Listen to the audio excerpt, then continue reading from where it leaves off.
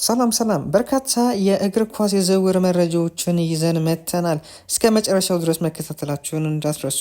የመጀመሪያ መረጃችን ቼልሲን ይመለከታል። ሙሐመድ ኩዱስን ለማስፈረም ከዌስትሃም ጋር እንዲሁም ደግሞ ከተጫዋቹ ጋር ንግግር እንደጀመሩ ፋብሪዚዮ ሮማኖ እያስነበበ ይገኛል። ቼልሲ ከሙሐመድ ኩዱስ ኤጀንት ጋር እንደተገናኙና በተጫዋቹ የግል ጉዳይ ዙሪያ እንደተነጋገሩ ነው ፋብሪዚዮ ሮማኖ እያስነበበን የሚገኘው። ከቼልሲ በተጨማሪ ቶተንሃምን ተጫዋች ለማስፈረም ከፍተኛ ፍላጎት ያለው ሲሆን ዌስትሃም ዩናይትዶች እስከ 85 ሚሊዮን ፓውንድ ክፈሉኝ እያሉ ይገኛሉ። ፋብሪዚዮ ሮማኖ እንደዘገበው ከሆነ ቼልሲ በቀጣዩ ቀናቶች አንድ የሴንተር ባክ ቦታ እንዲሁም ደግሞ አንድ የአጥቂ ስፍራ ተጫዋችን ለማስፈረም ፍላጎት እንዳላቸው ቼልሲዎች እየዘገበ ይገኛል። ጆ ፔድሮ በአሁኑ ሰዓት ላይ በዩኤስኤ እንደሚገኝና የሜዲካል ምርመራውን እንዳጠናቀቀና በተሳካ ሁኔታ እንዳለፈ ፋብሪዚዮ ሮማኖ ዘግቧል። በዩኤስኤ የሚገኝበት ዋነኛ ምክንያት ያው እንደሚታወቀው የክለብ ወርልድ ካፕ በዛ እየተካሄደ ነው የሚገኘው። በአሁኑ ሰዓት ላይም ጆ ፔድሮ የቼልሲን ስኳር ለመቀላቀል ዝግጁ እንደሆነም ነው እየተነገረ የሚገኘው። ቀጣዩ መረጃዎቻችን ደግሞ ሊቨርፑልን ይመለከታሉ። ማርክ ጉዌን የተባለውን የክሪስታል ፓላስ የተከላካይ ስፍራን ተጫዋች ለማስፈረም ከክሪስታል ፓላስ ጋር እያደረጉት የሚገኘው ድርድር በአሪፍ ሁኔታ እየሄደ እንዳለ ፕሌተንበርግ እያስነበበን ይገኛል። ሊቨርፑልና ተጫዋቹ በግል ጉዳይ የተስማሙ ሲሆን በአሁኑ ሰዓት ላይ የሚጠበቀው የክሪስታል ፓላስና የሊቨርፑል በስምምነት መድረስ ነው እንጂ ሁሉም ነገር የተጠናቀቀ ነው ማለት እንችላለን።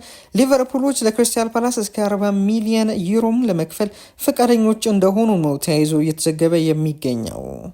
ሊቨርፑሎች ሁጎ ኤኪቲኬን ለማስፈረም የሚደረገውን ፉክክር እንደተቀላቀሉት ቢልድ እያስነበበን ይገኛል።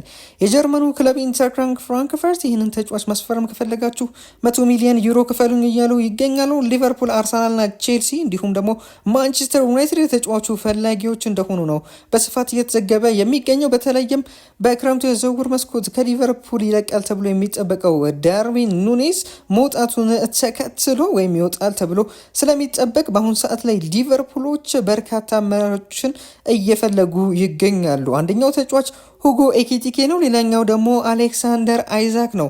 ሊቨርፑሎች አሁንም ድረስ ይህንን ተጫዋች ለማስፈረም ከፍተኛ ፍላጎት እንዳላቸውና በሾርት ሊስታቸው ውስጥ እንደያዙት ሚረር እያስነበበን ይገኛል።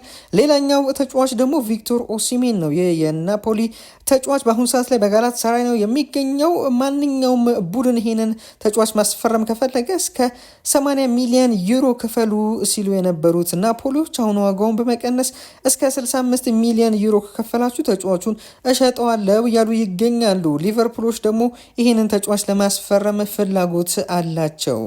ሃርቪ ኤሊዮት በክረምቱ የዝውውር መስኮት ከሊቨርፑል የሚለቅበት እድል እጅግ በጣም ሰፊ እንደሆነ ኮት ኦፍ ሴድ እያስነበበን ይገኛል። ሊቨርፑሎች ከተጫዋቹ 50 ሚሊዮን ፓውንድ ይፈልጋሉ። አርቢ ሌፕዚግ፣ ኒውካስትል ዩናይትድ እንዲሁም ደግሞ ቼልሲ ይህንን ተጫዋች ለማስፈረም ፍላጎት እንዳላቸውም ተያይዘው እየተዘገበ ይገኛል። ማንቸስተር ዩናይትድን የተመለከቱ የዝውውር መረጃዎች በቀጣይ የማደርሳችሁ ይሆናል። ማንቸስተር ዩናይትዶች ሆይሉንድን ለመሸጥ ከፍተኛ ፍላጎት እንዳላቸውና ናፖሊዎች ይህንን ተጫዋች ለማስፈረም ከፍተኛ ጥረት እያደረጉ እንዳለ ጋዜጣ ዴሎ ስፖርት እየተናገረ ይገኛል። ናፖሊዎች ይህንን ተጫዋች ለማስፈረም ፍላጎት አላቸው፣ እንዲሁም ደግሞ ከተጫዋቹ ጋር በግል ጉዳይ ተስማምቷል እያለን ይገኛል ጋዜጣ ዴሎ ስፖርት። ራሽፎርድ በባየር ሙኒክ በጥብቅ የተፈለገ እንዳለ ቢልድ እያስነበበን ይገኛል። ቢልድ በዘገባው ምንድን ነው ያለው? በአስቶን ቪላ ቤት ያሳየውን ድንቅ ብቃት ተከትሎ ባየር ሙኒኮች ተጫዋቹን የሌሮይ ሳኔን ተተኪ በማድረግ ለማስፈረም ፍላጎት አላቸው። ማንቸስተር ዩናይትድ ደግሞ 40 ሚሊዮን ፓውንድ ለጥፎበታል እያለን ይገኛል ቢልድ። ፋቢያን ሩይዝ በማንቸስተር ዩናይትድ እየተፈለገ እንዳለና ተጫዋቹን ለማስፈረም ማንቸስተር ዩናይትዶች እየተከታተሉት እንዳለ ፉት መርካቶ እያስነበበን ይገኛል። ፒኤስጂዎች ግን ይህንን ተጫዋች የመሸጥ ፍላጎት እንደሌላቸውም ነው እየተዘገበ የሚገኘው። ቪክቶር ኦሲሜንን ለማስፈረም ማንቸስተር ዩናይትድ እየተከታተሉት እንዳለ በስፋት እየተዘገበ ይገኛል። በተለይም ስካይ ስፖርት በዛሬው ዕለት ባወጣው መረጃ መሰረት ጁቬንቱስ፣ አርሰናል፣ ቼልሲ እንዲሁም ደግሞ ማንቸስተር ዩናይትድ የተጫዋቹ ዋነኛ ፈላጊዎች ሲሆኑ ሊቨርፑልም ይህንን ተጫዋች የማስፈረም ፍላጎት አለው እያለን ይገኛል ስካይ ስፖርት። እንዲሁም ደግሞ ስካይ ስፖርት ቪክቶር ኦሲሜን በተጨማሪ ማንቸስተር ዩናይትዶች የአስቶን ቪላውን የአጥቂ ስፍራ ተጫዋች ኦሌ ዋትኪንስን ለማስፈረም ስራን እየሰሩ እንዳለ እየተዘገበ ይገኛል። ነገር ግን ይህ ተጫዋች የሚፈርምበት ዋነኛ ምክንያት ሆይሉንድ የሚለቅ ከሆነ ብቻም ነው እያሉን ይገኛሉ ስካይ ስፖርቶች። ቀጣዮቹ መረጃዎች ደግሞ አርሰናልን ይመለከታሉ። ኬፓ አሪዛባላጋን ከቼልሲ በ5 ሚሊዮን ፓውንድ ማስፈረማቸው በዛሬው ዕለት ይፋ አድርገዋል። አርሰናሎች የ3 ዓመት ኮንትራት የተፈራረሙ ሲሆን ይህም ለአርሰናል እንዲሁም ደግሞ ለበረኛው መልካም ዜና ይመስላል። ምክንያቱም ደግሞ የተጫዋች እንደሚታወቀው በሪያል ማድሪድ በበርንሞዝ በውሰት ሲንከራተት የነበረ ተጫዋች እንደሆነ ይታወቃል። ነገር ግን ወደ አርሰናል መጥቶ በቋሚነት መፈረም ችሏል። ከፈረመም በኋላ በርካታ አስተያየቶችን መስጠት ችሏል። ጥቂቶቹን ላጋራችሁ። ወደ አርሰናል መምጣት ለኔ ህልም ነበረ።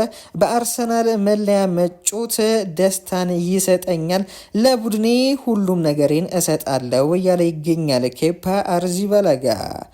ኤቤሪቼ ኤዜ አርሰናሎች ይህንን ተጫዋች ለማስፈረም የሚደረገውን ፉክክር በቀዳሚነት እየመሩ እንዳለ ዴቪድ ኦርነስቲን እያስነበበ ይገኛል። ቶተናም እና ማንቸስተር ዩናይትድ ይህንን ተጫዋች በጥብቅ ነው የሚፈልጉት። በተለይም ቶተናም ይህንን ተጫዋች ለማስፈረም ከፍተኛ ስራን እየሰሩ እንዳለ እና ከኤቤሪቼ ኤዜ ወኪል ጋር ንግግር እንደጀመሩም እየተዘገበ ይገኛል። ነገር ግን ዴቪድ ኦርነስቲን የታማኝ መረጃ ምንጭ አርሰናል ፉክክሩን እየመራ ነው እያለን ይገኛል። እንዲሁም ደግሞ ክሪስታል ፓላስ 65 ሚሊዮን ዩሮ ከተጫዋቹ ይፈልጋሉ እያለን ይገኛል። ኖኒ ማድዌኬ ከአርሰናል ጥያቄ እንደቀረበለት ፕሌቲጎር ወይም ፕሌተንበርግ እየዘገበ ይገኛል። ይህንን ተጫዋች ለማስፈረም አርሰናሎች ሲከታተሉት ነበር ለረጅም ጊዜ። አሁን ደግሞ አርሰናል ጥያቄን አቅርበዋል ነው እያለን የሚገኘው።